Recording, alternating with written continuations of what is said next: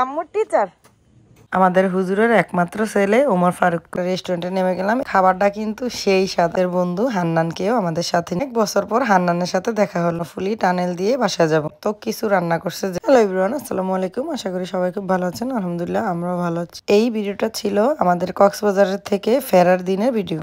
আসলে তখন একসাথে এত ভিডিও একবারে তৈরি করা যায় না, সেজন্য ভাবলাম এই ভিডিওটা পরেই আপলোড দিই। আমাদের প্ল্যান ছিল কক্সবাজার থেকে ফেরার সময় আমাদের প্রিয় হুজুর সাইফুদ্দিন হুজুরের বাড়িতে যাব।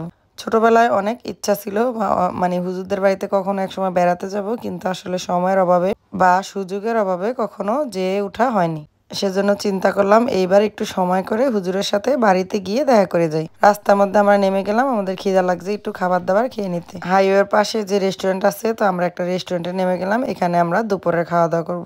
এই রেস্টুরেন্টের কারুকাজগুলো কিন্তু অনেক সুন্দর ছিল, বাট এসি নাই, সেজন্য কিন্তু অবস্থা বেশি খারাপ। আনিস আবার নিল খিচুড়ি, আর আমরা সবাই মিলে রেগুলার ভাত তরকারি ভাজি ভর্তা সেগুলো দিয়ে খেলাম। বাংলাদেশে সব হোটেল রেস্টুরেন্ট গুলাতে খাবার পরে যে একটা খাবার থাকে ধনিয়া আর হলো চাল ভাজা, খাবারটা কিন্তু সেই স্বাদ সুন্দর যে আমি এইবারই কিন্তু প্রথমবার খেলাম। তো আমাদের গাড়ি আবার ছেড়ে দিছে। রাস্তার দুই ধারে কিন্তু অনেক সুন্দর সুন্দর অনেক বড় বড় বিল্ডিং করছে, যেগুলা আগে ছিল না। যদিও আমাদের বিভাগ চট্টগ্রামে, কিন্তু জীবনে কখনো আর চট্টগ্রামে আসিনি। এইবারই প্রথমবার চট্টগ্রামের উপর দিয়ে আমরা কক্সবাজার বেড়াতে গেলাম। আমরা এখন যেই জায়গাটিতে আছি সেটা হলো চট্টগ্রামের পটিয়া। এখান থেকে মাত্র 1 কিলোমিটার দূরে। আমরা যাওয়ার পথে সূর্য প্রায় অস্ত যায়, আমাদের গাড়ির গ্যাসও কমে আসলো, সেজন্য একটা গ্যাস স্টেশনে নেমে গেলাম গাড়িতে গ্যাস নেওয়ার জন্য। আর সেখানে গিয়ে দেখলাম বুট বাদাম এগুলা বিক্রি করতেছে। পরে সবাই মিলে বুট বাদামও খেয়ে নিল।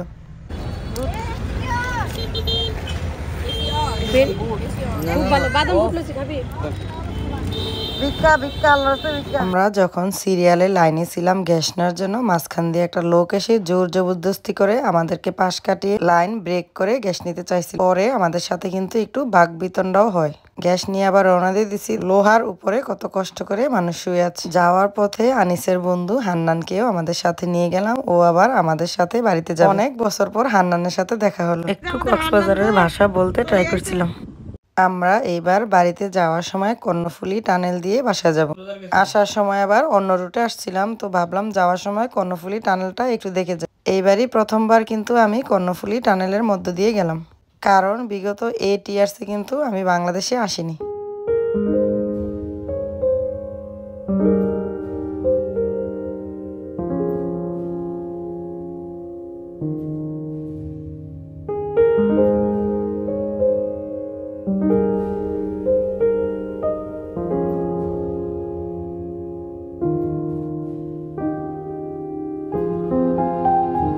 আনিসের বন্ধু হান্নান হাফেজি পড়া শেষ করে ক্লাস 9-এ এসে আমাদের মাদ্রাসায় ভর্তি হয়। মূলত আমাদের যে ইতিহাস টিচার, ওনার ভাগ্নে হলেন হান্নান। স্যার হান্নানকে এনে আমাদের হাতে উঠিয়ে দেয়, মানে আনিসের সমানে কিন্তু হান্নান পড়াশোনা করে। আমাদের বাসায় থেকেই পড়াশোনা করেছে। অনেক ভালো একজন মানুষ এবং আমাদের অনেক স্মৃতি জড়িত। চট্টগ্রাম বাজার থেকে বিদায় দিচ্ছি, হান্নান হলো বাড়িতে চলে যেতেছে। ভাই আল্লাহ হাফেজ, আবার দেখা হবে। ওয়ালাইকুম আসসালাম। না আজকে সময় নেই ভাইয়া, আরেক সময় আসবো ইনশাল্লাহ। নেক্সট টার্গেট তোমাদের বাড়ি, আবার আমরা যখন দেশে আসবো ইনশাল্লাহ। পরে দুই বন্ধুরা আবার একটু ফটোশুটও করে নিলাম। আর আমরা আসার দিনে কিন্তু হান্নান আমাদের বাড়িতে আসছিল আমাদের সাথে দেখা করতে। হান্নানকে কিছু ফল ফ্রুট কিনে দিলাম ওর বাচ্চার জন্য। আর আমরা হুজুরের বাড়িতে যাব, সেই উদ্দেশ্যে কিছু মিষ্টি, রসমালাই, আরো কিছু ইত্যাদি ইত্যাদি সামগ্রী এখান থেকে কিনে নিলাম। এই যে বয়স্ক মুরব্বী, এই চাচার থেকে কিন্তু আমরা আজকে ফলগুলো কিনছিলাম। ওনার সত্যবাদিতা দেখে অনেক ভালো লাগলো। উনি যখন আমাদেরকে ফলগুলো দিয়েছিল, অবশ্যই ফলের যে প্যাকেজগুলো ছিল সেগুলো মাইনাস করে ওজনটা ধরছিল। আমরা এখন মেইন রোড থেকে শাখা রোডে ঢুকে গেছি, যেই রোড দিয়ে আমাদের হুজুরের বাড়িতে যেতে হয়। 8 থেকে আলিম পর্যন্ত আমি এই হুজুরের কাছে পড়াশোনা করি। আম্মুর টিচার, হ্যাঁ সালাম দাও হুজুরের কাছে যাও।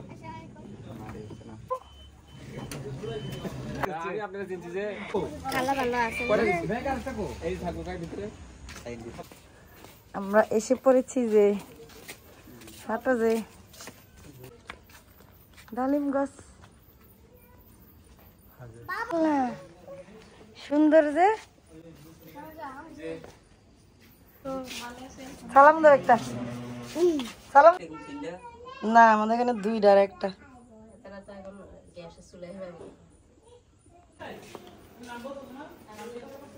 এটা কি গাছ? সজনে গাছ। এটাতে এখন করমজা ধরবো নি? হ্যাঁ ধরবো না, করমজা অনেক বিষয় আছে লোকের। হুজুরের কথা আর কি বলবো, বলার কোনো শেষ নেই। মানে আমার চোখে দেখা একজন শ্রেষ্ঠ ভালো মানুষ। আমরা যাব শুনে হুজুর এত কিছু রান্না করছে যেগুলো আমরা খায়া শেষ করতে পারি না। অনেক অনেক রান্না এবং অনেক অনেক আইটেম। যেহেতু আমরা রাত্রে 10টা বাজে সেখানে গিয়েছি, খাবার মতো আসলে এরকম খিদাও ছিল না। আর রাতের বেলা আসলে এত বেশি খাওয়া যায় না। আমাদের হুজুরের একমাত্র ছেলে ওমর ফারুক। হুজুর ছেলেকে একটু ক্যামেরাবন্দি করে নিলাম। যেহেতু রাত্র হয়ে গেছিল, হুজুর আবার আমাদেরকে থাকার জন্য অনেক বলতেছিল, বাট বাচ্চা কাচ্চা এত মানুষ নিয়ে আসলে তো থাকা যায় না। হুজুর আবার ঘুরিয়ে ঘুরিয়ে হুজুরের বাড়িঘর আমাদেরকে দেখাচ্ছিল আর গাছগাছালি। হুজুরদের বাড়িতে অনেক রকমের ফল ফ্রুট গাছ আছে এবং শাকসবজি গাছও কিন্তু আছে। এই যে এটা একটা কুমড়া গাছ, রাতের আলোতে লাইট দিয়ে আমরা দেখতেছিলাম। এটা হলো একটা করমচা গাছ আর তার উপরে কিন্তু একটা কাকরোল গাছও হয়েছে। দিনের বেলা হইলে সব ফল গাছগুলা কিন্তু অনেক ভালো করে ভিডিও করা যাইত। এই যে এটা হলো একটা লিচু গাছ, আতা ফল গাছে 2টা আতা ফল গাছ আছে, আবার কলা গাছ, অনেক কচু গাছ, সুপারি গাছ। এটা হলো হুজুরদের মসজিদ আর মসজিদের সামনে হলো ঘাটলা। হুজুরের একটা ছোট ছেলে ছিল বাক প্রতিবন্ধী। গত কয়েক বছর আগে এই ঘাটলার মধ্যে পানিতে ডুবে মারা যায়। আল্লাহ যেন ওকে বেহেশত নসিব করে, আমিন। হুজুরের কাছ থেকে বিদায় নিয়ে আমরা আবার চলে আসলাম। তো এখন কিন্তু আমরা চলে আসছি কুমিল্লা ক্যান্টনমেন্ট। এই যে রাস্তাটা, এটা কিন্তু গরিপুরের রাস্তা। গরিপুর পার হয়ে এখন আমরা ঢুকে যাচ্ছি মতলব রোডে, যেটা বাবুরহাট মতলব পেন্নাই সড়ক। এইখান থেকে এই রোডে ঢুকলে আমাদের বাসায় যেতে 20 থেকে 25 মিনিট সময় লাগে। তবে মাঝখানে শুরুতে রাস্তাঘাট আবার একটু কিন্তু ভাঙ্গাচুরাও ছিল। তো দেখতে দেখতে আমরা এখন আমাদের মাদ্রাসা রোডে চলে আসছি। আমাদের এলাকায় অনেক বেশি চুরি ডাকাতি হয় বলে এলাকার মানুষ মিলে প্রতিদিন রাতের বেলা পাহারা দেয়। এই যে আমাদের দোকানের সামনে ওনারা পাহারা দিচ্ছে। ভিডিওটি এখানে সমাপ্ত করছি। আল্লাহ হাফেজ।